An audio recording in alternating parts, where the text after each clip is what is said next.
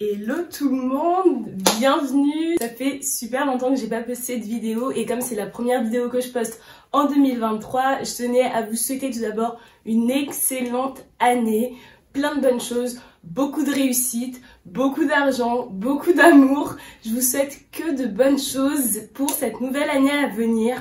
Pour les nouveaux, je suis Maud et ici on parle de carrière, de finances personnelles et de lifestyle. Pour les anciens, ça me fait trop plaisir de revenir et de vous retrouver. Je tenais à vous dire merci beaucoup pour tous les messages que vous m'envoyez, ça m'encourage énormément. N'hésitez pas à me contacter si vous avez des questions. On va rentrer dans le vif du sujet et la vidéo d'aujourd'hui est comment trouver sa voie professionnelle. Je vais structurer cette vidéo en plusieurs parties avec ce qui peut aussi bien influencer votre décision dans le choix de votre voie professionnelle, mais également ce qui vous concerne vous, parce que à la fin vous êtes maître de vos décisions et donc vous aurez toujours le dernier mot sur ce que vous voulez faire plus tard, dans quelle voie vous voulez évoluer. Bien entendu, on ne naît pas avec les mêmes avantages, on ne naît pas avec les mêmes privilèges, on n'a pas tous la même histoire, ce qui va fortement influencer notre choix de la voie qu'on souhaite poursuivre plus tard. Je ne vais pas vous refaire un cours de sociologie, mais bien entendu, il y a des personnes qui sont nées dans des milieux plus aisés, qui s'adaptent davantage à la culture dominante et qui connaissent les codes, les voies éducatives et professionnelles à avoir pour se maintenir dans ce niveau-là.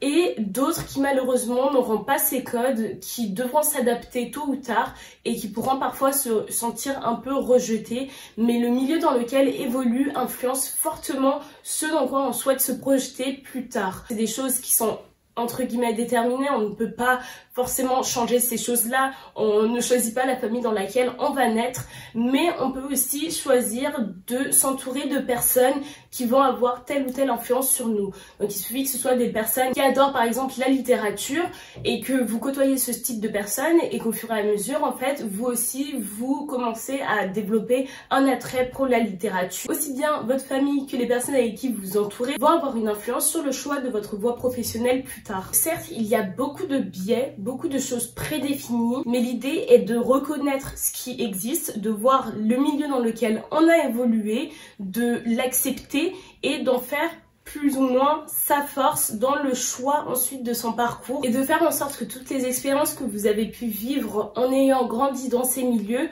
puissent être tournées à votre avantage. Ensuite, le deuxième point pour trouver sa voie professionnelle, c'est tout simplement de se connaître, de faire une introspection.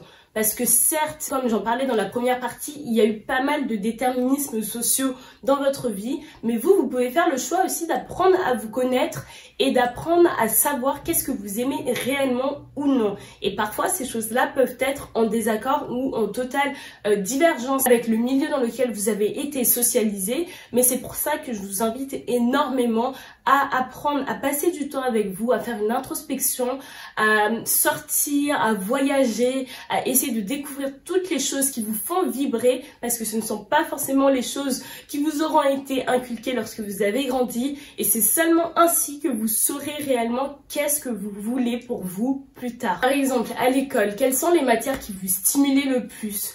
Moi, dans mon cas, c'était les mathématiques, l'anglais, les arts plastiques. C'était 3 matières où, lorsque j'étais dans ces salles de classe-là, j'étais heureuse, je m'amusais, j'aimais beaucoup. Et malheureusement, dans ma famille, je sais que les mathématiques, ça a toujours été un rapport très compliqué. Et il a fallu que de moi-même, je puisse trouver un certain intérêt pour ensuite continuer à fond, me renseigner dessus, développer mes capacités, etc.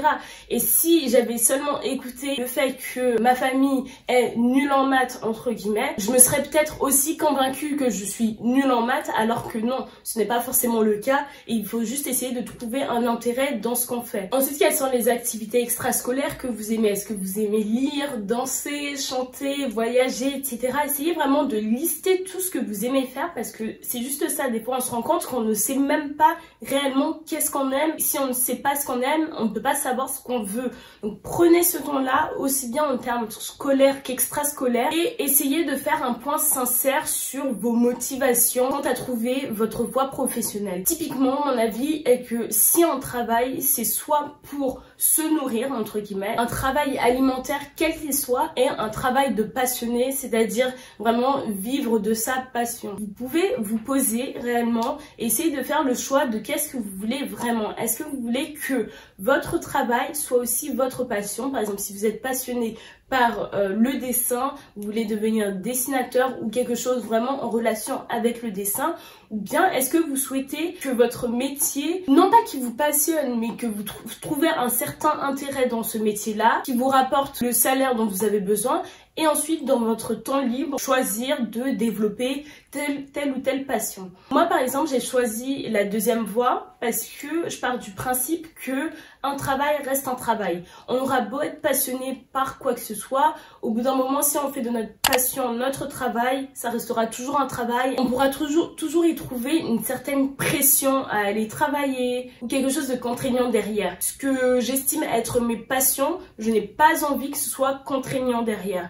Donc du coup, j'ai fait le choix un peu d'avoir un métier certes très méthodique, très normé, très carré. Personne se lève un matin et se dit je suis passionné d'audit, ça je vous le dis directement. Personne se lève un matin et se dit je suis passionné de comptabilité. Je pense pas que ça existe, ou sinon manifestez-vous dans les commentaires.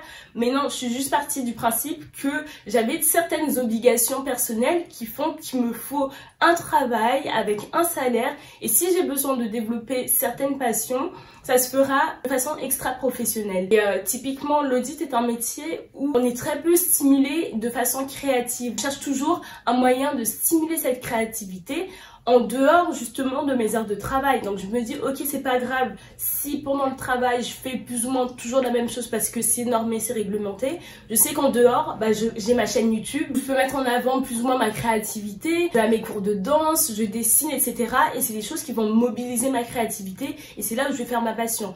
Mais à l'inverse aussi, il peut aussi y avoir des risques si on n'est pas stimulé à aller au travail, des risques de burn-out, des risques de dépression, etc. Tandis que quelqu'un qui sera passionné par son travail trouvera toujours la force peut-être le matin de se lever, etc. C'est très cliché ce que je dis, mais c'est un peu l'avis que je me fais pour le moment. En tout cas, c'est à vous de peser votre pour et votre contre. Ce que je vous ai dit, ce n'était que mon opinion, mais à vous de voir qu'est-ce que vous voulez réellement. Est-ce que c'est vraiment la passion qui va vous animer dans le choix de votre voie professionnelle, ou est-ce que ça ne vous dérange pas en fait de mettre votre passion de côté pour trouver un travail entre guillemets alimentaire et développer votre passion de façon extra-professionnelle. La troisième partie est de vous renseigner. Bien entendu, vous ne trouverez pas du jour au lendemain votre voie professionnelle. Il faut se renseigner, tester, essayer, parfois réussir, parfois échouer. C'est en touchant à tout que vous saurez qu'est-ce que vous aimez réellement. Pour cela, je vous conseille de discuter avec des personnes, avec des professionnels qui exercent dans le domaine que vous souhaitez, de soit les contacter directement sur LinkedIn, vous leur envoyez un message, vous demandez un petit entretien de 5-10 minutes où ils vous racontent leur parcours, vous leur posez toutes les questions que vous avez, et c'est très stimulant, c'est très intéressant en fait de voir des personnes parler de leur métier, parce qu'ils vont vous dire des choses que vous n'avez peut-être pas envisagées. Les personnes aiment toujours parler d'elles et de leur métier, donc même si vous contactez quelqu'un sur LinkedIn et qu'elle vous répond pas, testez d'autres personnes. Et c'est pas forcément intéressé derrière, c'est juste pour pouvoir en apprendre, échanger, parce que dans la vie de tous les jours, vous n'aurez peut-être pas à côtoyer des personnes qui évoluent dans ce milieu-là. Ensuite, moi, quelque chose que j'aime bien faire, c'est lire des fiches de poste. On se rend pas compte souvent, on pense savoir tout connaître d'un métier, mais en lisant plusieurs fiches de poste de plusieurs entreprises concernant tel ou tel métier, on va en apprendre aussi sur les types de missions qu'on peut être amené à effectuer dans un travail. Lisez-les, essayez de les décortiquer, aussi de savoir quel niveau est attendu pour ce poste-là. Ça peut être très enrichissant en fait de lire régulièrement des fiches de poste pour savoir ce qui est attendu réellement de vous si vous souhaitez emprunter cette voie professionnelle. Je vous encourage aussi fortement, ça c'est quelque chose que je faisais beaucoup, notamment au lycée, à faire des salons de l'étudiant. Parce que c'est vrai que après le lycée ou même un peu plus tard dans les études supérieures, on peut être un peu perdu avec toutes les voies qui existent. Certaines sont classiques. Il y a des voies qui peuvent être un peu plus cachées et malheureusement, tant que vous n'avez pas été en contact avec des personnes qui font ces voies-là, vous ne pourrez pas vous dire j'ai envie de faire ça. En plus, si ça se trouve, c'est quelque chose dans lequel vous aurez adoré aimer être. Donc renseignez-vous. Il faut être hyper proactif aussi lorsque vous cherchez votre voie professionnelle. N'hésitez pas à faire des salons de l'étudiant. Il y en a plusieurs, en tout cas dans les grandes villes comme Paris, tous les ans. Donc c'est gratuit en plus, donc vous n'avez rien à perdre à y aller, à discuter avec des étudiants. Faites tout ce qui est forum dans des écoles, forum dans des facultés, etc. Discutez autour de vous sur les réseaux sociaux, regardez des témoignages, des vidéos de personnes qui racontent leur parcours scolaire. D'ailleurs, j'ai fait une vidéo à ce sujet qui va apparaître quelque part là. Mais voilà, essayez vraiment d'être dans une démarche hyper proactive dans le sens où vous allez vers les autres, essayez de comprendre quels sont leurs choix, leur parcours scolaire et peut-être que vous en fait ça pourra vous donner des idées et vous inspirer. Et enfin, ça c'est un peu un tips particulier mais moi que j'aime beaucoup faire, c'est de faire des tests de personnalité. Parfois c'est juste compliqué de savoir qu'est-ce qu'on veut réellement et ça peut aider aussi de faire des tests par-ci par-là pour comprendre un peu quel est notre état d'esprit. Peut-être une fois par an pour comprendre où est-ce que vous en êtes, qu'est-ce que vous aimez réellement. Parfois les tests de personnalité vont réussir à déceler certains points justement de votre personnalité que vous n'arrivez pas en temps normal à déceler. Ça peut peut-être aussi vous orienter sur comment vous vous comportez vous, avec vous-même, avec les autres, en équipe et pour vous orienter sur quel type de voie professionnelle vous conviendrait. Et enfin, le dernier point très important, c'est de relativiser. La vie n'est pas une course, tout n'est pas linéaire, même si on aime bien laisser l'entendre et la société, les choses extérieures qui gravitent autour de nous vont nous mettre la pression pour, tout n'est pas tracé. Vous avez le droit de vouloir quelque chose à un instant T et vouloir autre chose à T+1. Prenez le temps qu'il vous faut. Vous avez le droit de prendre le temps qu'il vous faut, de réfléchir, de vous réorienter et de ne pas avoir la pression. Parce que certes, on vit dans une société où il y a énormément de pression, où à tel âge tu dois avoir fait ci, tel âge tu dois avoir fait ça. Malheureusement, tout le monde n'est pas comme ça.